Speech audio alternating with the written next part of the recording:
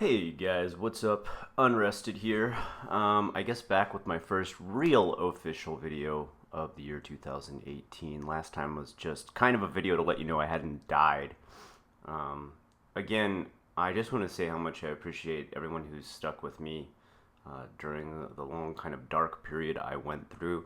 And I thought today I would kind of use this video, as I talked about before, to not only describe how Asian influence change your life kind of as you live here for a long time, or how you can adapt them to your own life, but also talk about maybe some of the negative ways they affect your life, because I will say there are some negative aspects of living in Japan. It's not all 100% peachy keen and every day is a bright, shiny, happy world of anime like a lot of people may think.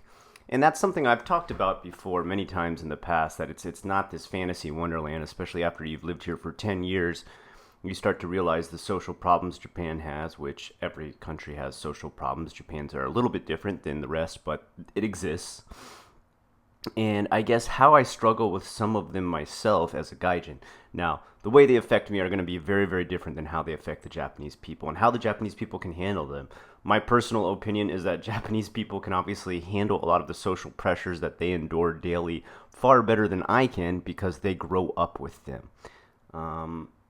There's certain aspects of the way I act as an American that I can handle better because I grew up with them. For example, if I meet somebody for the first time and they give me a hug because they're a hug type of person, for me, that's not a big deal. I can give a hug back, be like, yeah, okay, you're a hug person. That's cool, whatever. A Japanese person will literally almost recoil inside of themselves unless they are very, very used to Western culture. That is not something Japanese people would do the first time they ever met each other. Be like, come on, I'm a hug person. Come on over here and get a hug. Like, yeah, that definitely makes quite a few Japanese people uncomfortable unless they're very, very well adapted to gaijin lifestyles, I suppose.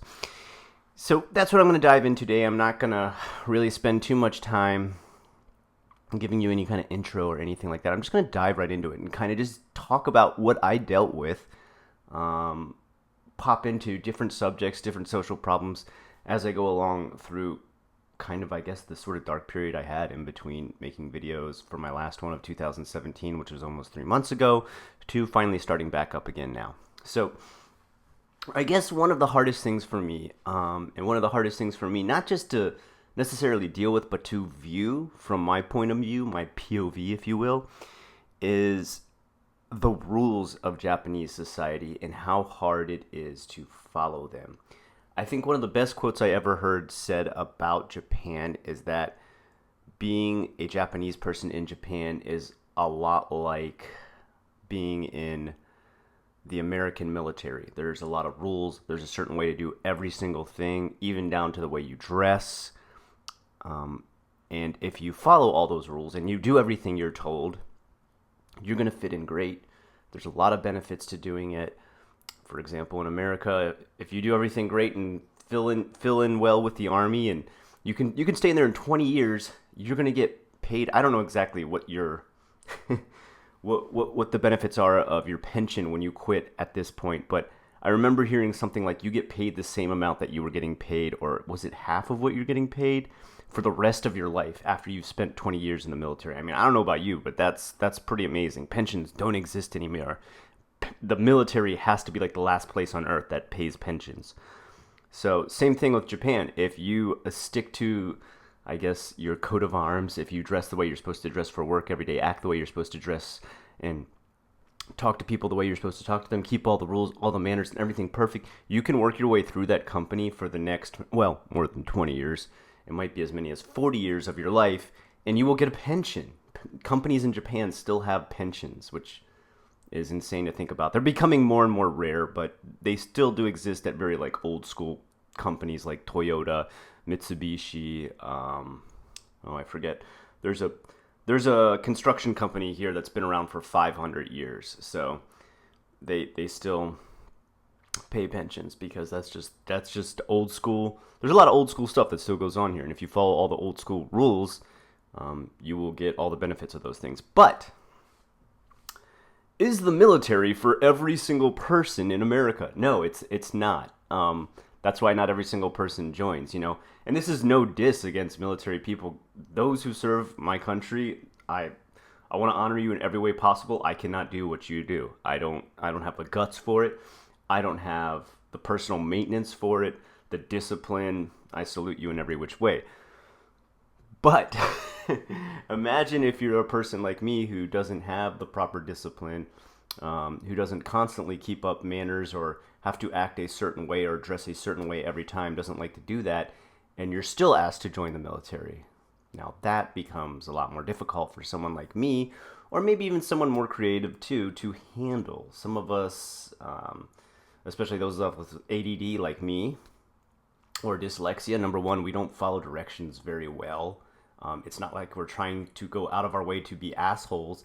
We literally get the directions mixed up in our mind because of our own, I don't know, what you want to call it, a mental disability? Fine, I don't really consider it a mental disability, but my own way that my mind works because of dyslexia and ADD just flips everything around. You could tell me a bunch of directions, but you turn right here, you go left down the hallway here, and then it's going to be the third door on your right when you come around that left turn.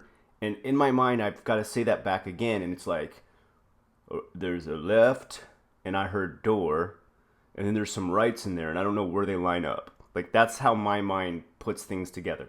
So my mind's not probably very good for military service due to the fact that the directions you are given need to be followed to a cue so that people don't die. Okay, now the same thing goes for Japan, too. They're going to give you a set of directions on how they want things done specifically. Now, for me, the direction problem is twofold. Okay, number one, I'm dealing with my ADD and dyslexia, so I mix stuff up. On top of it, I'm dealing with the language barrier, so sometimes they'll just say a bunch of stuff all at once and think I caught all of it.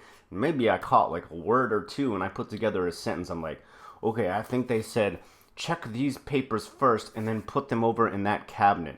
And they're like, no, I actually said I've got this folder here for you to put them all in, and you only check half the papers.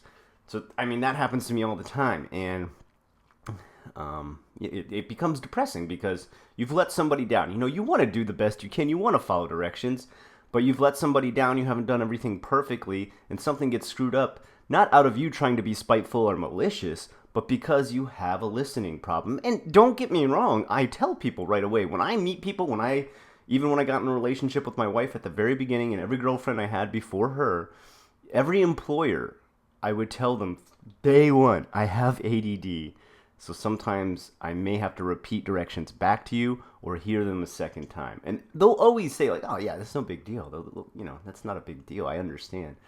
But, you know, like I said, that language barrier comes into play too. I mean, can I bring that up the first day? That's kind of depends on how open to Westerners the company is. Kind of like, also, by the way, I suck at Japanese. I'm not the best. And sometimes I just totally screw up what you've said, or I think I've heard one thing and I've totally heard another thing. Sometimes they tell me in English, and they're like, well, I told him in his own language, definitely he's going to understand, but what they've said is not the proper English. And then I screw it up again. So, I mean, really, if you want to say, there's a possibility of threefold for error when it comes to the way I'm supposed to carry out directions in Japan. So this will be another problem you yourself will face. And how do you deal with it? Well, I don't have any one solution because everybody's way they handle directions is different. And how disciplined people are and how well people understand Japanese and their own mental deficiencies or even, I guess, acuteness really changes from person to person. I mean, if you've got a mnemonic memory or you've got an eidetic memory or a photographic memory, then you're probably going to be doing great here. You'll probably fit in really well. But if you're like me, sometimes you don't always fit in. And I'm going to be straight, blatantly honest with you and say, guys, I don't have a lot of friends here. I don't have Japanese friends. And it doesn't really have anything to do with the directions aspect I just went through. It has to do with another aspect, and I'm just going to dive right into another subject here, and that's closeness. How close people are to each other in Japan is very different from how close we are in the Western world. Until you've been friends for a very long time, and even then, you may never open up about your own personal problems. And that friend will never open up about those personal problems that they have. And it's kind of like you hang out with a person to have fun, but when you need to lean on them for those darker times, that's not really a part of friendship in Japan, unless you've been with that person for ages, ages. I don't know about you, but I had friends in America where even after we'd only been friends for 1 year, we could pretty much talk to each other about anything, and we could lean on each other for help. We didn't always have the right answers to give each other, but at least we could vent to that other person. They would listen, they would understand, and they could recite one of the same problems that they had that was like the problem I did. And that's another problem that I run into in Japan. Not a lot of people deal with the same problems I have because they don't live a Western lifestyle in an Eastern place or try to combine an Eastern lifestyle with a Western lifestyle living in Japan. I mean, my situation, once again, is super unique. I don't blame Japanese people for not understanding me. That's not their fault. I put myself in this situation. I moved over here. I'm the one who's supposed to figure it out and deal with it, and I'm doing the best I can. But at the same time, I'm relaying to you that this will eventually be your problem as well. And that's one thing you may want to think about if you ever think of living overseas, anywhere really. Imagine that your cultures may not always mix in the way that allows you to have an outlet for whatever depression or emotion or situation you are facing, because maybe nobody in that country is facing the same problem. I can't talk to Japanese people about how every couple of months the friends I make go home forever. That doesn't make any sense to them. They don't have people who permanently leave their country. I mean, once in a while that happens. If someone finally gets an overseas job, which is not that common here in Japan, even less common than it is in America, but they don't know what it's like to work a job where every single person you work with at that job will eventually leave the country. They may leave the job or go to a different job and work somewhere else, but people tend to live in the same place like forever in Japan. So the friends that they make at those jobs, they stay friends with for a long time after. I can confirm this just by watching my own wife and her friends who have been friends for ages. So those are two of the big things that kind of got me really down while I was in this kind of dark period. Just kind of, I guess, getting my mind scrambled by those two aspects of living here in Japan. And it's something that you too may face if you live overseas. And I'm not saying if you live in Japan, 100% is going to happen to you. I'm not even saying this is a problem that is only located in Japan. I'm sure you've had this happen to you in other countries that you've gone to, even if the people there speak the same language. But it is one aspect of living abroad I want to share with you. And some of those are very unique in the sense of the Eastern lifestyle as far as discipline is concerned. And like I said, I want to mix the negative with the positive. I don't want to tell you that living an Eastern lifestyle is 100% happy times all the time. I always like to give a balanced view because that's how I do it here on Unrested. I'm going to end it right there. I think we've covered quite a bit today, and I don't want this video to go on for much longer than like 15 minutes, and we're already at 13. On the side, I've been working on a side project. If you're at all interested, check it out. It's just going to be on the other channel connected to this one, which I think I also changed the name to Unrested, which is a really bad idea. I shouldn't do that. I'll probably change it again. And it's going to be some music I've been working on, just rap songs. And it's nothing amazing. I'm no kind of amazing artist, and it's just kind of a side hobby that I have that I just enjoy rapping about silly stuff. Sometimes really serious stuff like the end of the world. I love rapping. I don't know why I think rap songs about the end of the world are really cool. But the other thing I rap about is how retarded YouTube is. So that's fun too. In the future, what I got coming up, since coming back on, have been bombarded, and I mean bombarded to the max, about a response to the Logan Paul situation in Aokigahara. I guess, you know what? I mean, I understand what people are saying to me. They're saying, Scott, like, it's not that we know you know it's a bad thing, but we want to hear how somebody who actually lives in Japan with Japanese people feels about it and why this is such a bad thing from their point of view, because it was even in the news here. You know, it was on News Zero, it was on NHK here, and they talked about what is this asshole doing.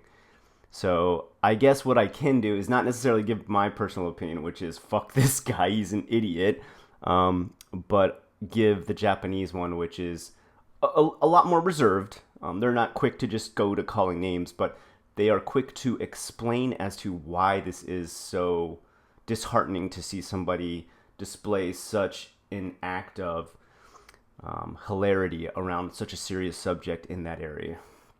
And I guess I can go into that. And if that's something you want to see, I'm cool with doing it that way. If I do it from the Japanese perspective and say how they feel about it.